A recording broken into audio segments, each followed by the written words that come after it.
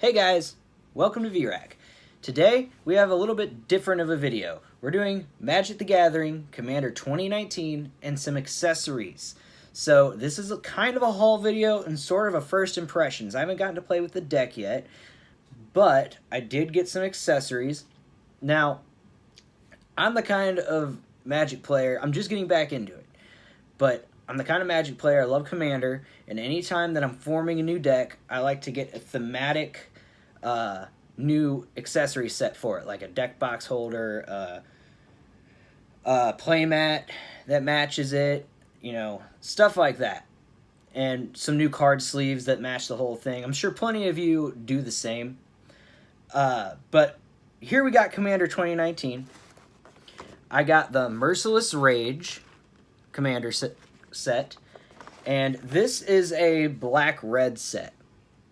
Now, from what I can tell, just by looking through it so far, this is a graveyard-heavy zombie madness deck, which is pretty cool. And the deck came with a lot of awesome cards as well that I didn't really expect it to come with. I didn't look into this much before I got it. I looked at what Commander decks they had available for 2019, and I love black-red. It's my favorite color combination to play. So the fact that they put up a black-red and the Commander was a vampire, which is my favorite tribe to play, I had to get it. So I got them, and I also got a couple of upgrades for the deck that I can suggest getting for you as well, just because they play very well with Madness and Discard, but also a couple of them are, well, one of them is just a very good card for Red-Black Commander. You're all very familiar with it, I'm sure. But let's get into this today with the haul. Obviously, I've already said I got the Merciless Rage, but I also got some really cool accessories I've never seen before. So, I got the Ultra Guard Chromia skin special edition playmat. Now this is a heat sensitive material, okay? So anytime you put your hands on it and your heat is on there, your body warmth, it's going to change the color to white, almost like a ghost touched it. It's really cool. Now, before I got this, I heard some mixed things. I heard that it doesn't always work correctly. Sometimes you can get ones that don't work that well. And apparently they don't make these anymore. So I was very lucky to find them since they're out of print. And I say them because not only that, but like I said, I like to get a new deck box. I got the same thing, the Chromia skin deck box here. And it does the exact same thing as the playmat. When you touch it, your body heat will actually turn the parts that you've touched white. Now, I think that is awesome, but I was worried when I heard that they don't always work right. Well, luckily, I went to Game Euphoria. It's my favorite game store to go to pick up cards. I suggest you check it out. It's in Washington, Missouri. Game Euphoria is amazing. You know, sold it to me. He said, you know, I know that this isn't the best always. They don't always have ones that work, so I'm going to let you try it out and make sure. And I love that. I mean, that just means that they're caring about their customers, and if it didn't work right, he was going to let me return it. So that is great. Definitely check out that store. I'm sure most of you have heard of it from around here, but if you haven't, you're in the area, check out Game Euphoria. But mine worked great. They look awesome, and I didn't even get to see the full effect until I got home. So these are very sensitive to the temperature of the room that you're going to be in. You know, I keep my apartment very cold. So when I got it to my apartment, I actually saw the full effect of this Chromia skin, and I've actually been holding the deck box here.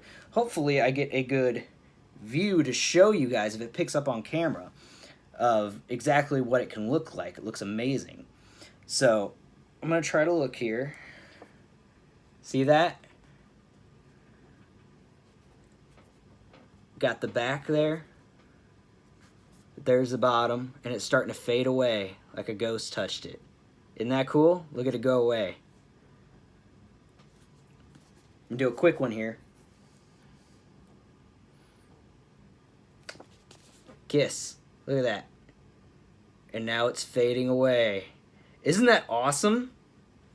That is the coolest thing I've ever seen. I had to pick it up, and I got the matching set. It's amazing. I love Ultra Guard. I mean, they got some quality products. If you're looking for accessories, if you can find these, I mean, especially if you're playing some sort of creepy, I don't know if they have like a spirit deck or a phantom deck or something, but if you like to be thematic with your decks like I do, pick this up. It's spooky. It's awesome. Playmat, got that. Of course, in the haul, you got to get the playmat holder. Especially for a playmat like this, you want to protect it. You don't want the edges to get frayed or anything. Any playmat I get one of those. So that's mostly the haul. So much for that. And I picked up, they're called Petro Dragon Shields. And if you haven't seen the color, it's almost like my shirt, but it's like a turquoise blue. Dragon Shields are amazing. If you're new to Magic and you're looking to get card sleeves, they're a little pricey for card sleeves, but they're going to protect your cards and not break. And they have a very nice matte finish. You have to get the matte. You can't get the, well, I mean, you can get the gloss, but your cards are going to slide all over the place. I don't see how people play with gloss. But, and then we got a new binder to hold the cards. Because I didn't have one of those. I'm getting back into Magic, you know. I need everything at this point. But this Merciless Rage, back to the Merciless Rage commander deck, okay? You have a couple of commanders here. Now, from what I heard, okay, I think I'm pronouncing this right, Keurig, son of Yawgmoth. He is the card everybody's raging about. Right there, okay? Now, from what I understand, he has, I think it's called Phyrexian. He has the Phyrexian mana where you can pay life instead of paying mana, right? Or, yeah, pay life instead of paying mana. Well, his ability is, any of your blacks, any of the black mana that you can spend to cast a swamp card, like a card that uses that, instead you can use Phyrexian on any of them. In a commander format, you have 40 life. You could just be playing cards all day. Board wipe? Okay, well, as long as you keep him on there, right? You play him next, you're going to be playing cards like nobody's business. It's amazing. That's one that people are really excited about. The other two, I haven't looked into much. I think I read them a little bit, but I'm really excited about having another vampire commander. This guy's name is Angie Falconwraith, and Falconwraith reminds me of Falconwraith Marauders, which is an amazing Magic card. I got to get that to add it to this deck. That one can get crazy. Look up Falconwraith Marauders if you're running any sort of red aggro commander deck, especially the vampire theme. Those things get bumped pretty quick. So I have some upgrades here. And the upgrades that I chose for this deck, one's just a holographic Bloodfell Caves. That's nothing big. But with the discard and the madness, okay, you're going to need ways to discard your cards to use their madness, right? You have to, the madness doesn't do it itself. You have to figure out a way to discard them to play it for their madness cost. So what I got here is two cards that play into that, okay? I got Yawgmoth. If you can see that, I know it's probably going to be difficult. Let me try here. Okay, and if you can't see it, he has protection from humans, pay 1 life, sacrifice another creature, sacrifice a token, put a -1 counter on up to 1 target creature, and draw a card. And he has 2 swamp, discard a card, and proliferate. So not only are you getting that discard for that madness, but you're proliferating, and you could proliferate any number of counters on any permanents. And since he's putting -1 counters on things, that's also amazing. So added him in. He's going to give me a little bit more of that discard engine and just make things a little more fun and spicy. And then, thanks to my fiance pointing it out, I found Rotting, and oh man, I'm gonna mess this one up. Rotting Regisaur, I think is his name. He's a creature, zombie dinosaur. How badass is that? And he has, at the beginning of your upkeep, discard a card. Now what's crazy about this guy is he's a 3-drop. 7/6. At the beginning of your upkeep, discard a card. So The negative that they were trying to make with this insanely overpowered 3-drop, is that, oh, well, you have to discard a card all the time. Okay, that can suck sometimes, unless you have Madness, and then you're just playing things for cheaper. So this is only positive in this deck. It is an amazing addition. If you're getting Merciless Rage, I really suggest getting the Rotting Regisaur. It's just going to have a heavy presence on the field that's also going to work as your discard engine. And now, this is one of my favorite. This is probably my favorite Magic card, because I used to run a commander deck with her as the commander. Okay, and anybody that's played against that deck when I had it can tell you that it was insane. It was so powerful, and it not only controlled the entire board, but it could win games like that. Olivia Voldrin, you know her powers, and if you don't, I'll tell you. She has flying. She's a legendary vampire. 2 colorless. 1 swamp, 1 mountain to cast her. Okay. Her ability, 1 colorless, 1 red mana. She'll deal 1 damage to another target creature on the field, and that creature becomes a vampire in addition to its other types. Not just that, but you put a +1/+1 counter on Olivia. Make her more powerful. Okay, now you think only 1 damage. It's a vampire now. Where are we going with this? There's got to be more than that, right? There is. 3 colorless mana. 2 swamp. So it's expensive, but it's fine in Commander because you're going to have so much land you're pumping out, especially if you try to... I really try to work a lot of land, like, engines to get stuff out on the field for land, specifically swamps. I'm going to get that Liliana Vess, I believe is the card, where you could search your deck for swamps and just put them out using her plus. I think that's correct. But that one is really good for a black commander deck that you're trying to get more land out. Anyways, that 5 cost, gain control of target vampire for as long as you control Olivia. So if you got enough mana, you can just take control of the field. They're all yours, and if you're running Vampire Tribal, which I'm not in this, but I did in my old one, you can buff them all up. They're all yours. All their abilities are yours. It's amazing. Olivia is a great addition to any aggro black-red deck, and especially if you're playing Vampire Tribal. I probably don't have to tell you that, but I think that she's a great addition to this deck, and I cannot wait to play with it. I heard out of all of the commanders this season that is actually the best deck to play, or the most bang for your buck, I believe is what I heard. Now, I will read the commander off to you, because this is sort of like a first impressions video of it. Like I said, I haven't played the deck. But of course, with every commander deck, you get a couple of choices for your commanders. You don't just get one. You get a couple of legendary creatures that you can use. And the rest just go back into your deck to play. Now, I've already read you the one that I think is going for like $20 now, is what I saw. And that was, what was his name? Keurig or something? Son of Yawgmoth. Well, you got the original, the one on the cover, the one that you get the big card, Anji Falconwraith, right? And he's a 3-drop, haste, tap him, discard a card, draw a card. Plays into the Madness, right?